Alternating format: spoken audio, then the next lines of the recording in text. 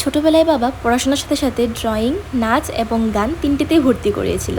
কিন্তু আমার বরাবরই ড্রয়িংটা খুব বেশি পছন্দ ছিল। আমার মনে হতো ড্রয়িং দিয়ে আমরা মনের ভাবটা খুব ভালোভাবে প্রকাশ করতে পারি। আর এই ড্রয়িংয়ের হাতটা ধরেই মেকআপের ফিল্ডে আসা, মেকআপ করা, এই ফিল্ডে কাজ করার একটা স্বপ্ন দেখেছিলাম।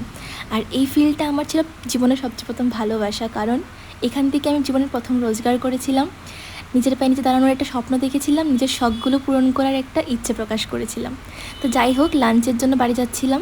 তো আজকে শুধু লাঞ্চই করবো না, গিয়ে লাঞ্চ করে রেডি হয়ে পৌঁছে গিয়েছিলাম স্টেশনে। স্টেশনে যাওয়ার কারণ ছিল আমার একটা দাদা আর বৌমনি যাচ্ছে ওরা গুজরাট। দাদার পোস্টিং ছিল এবার গুজরাতে, দাদা সিআরপিএফে আছে। ওরা এরকমই ছিল যে অনেক সম্পর্ক থাকে না, রক্তের সম্পর্ক নয় কিন্তু খুব আপন, তারা এরকমই একজন ছিল আমার জীবনে। তো যাই হোক, হাসতে হাসতে ওদেরকে সবাই বিদায় দিয়েছিলাম, কিন্তু খুব ইমোশনাল ওরাও হয়ে পড়েছিল, আমরাও যারা যারা স্টেশনে ছিলাম সবাই খুব ইমোশনাল হয়ে পড়েছিলাম। তো যাই হোক, ওদের ট্রেন ছেড়ে দিয়েছিল, ওদেরকে বিদায় জানিয়ে আবার চলে এসেছিলাম দোকানে।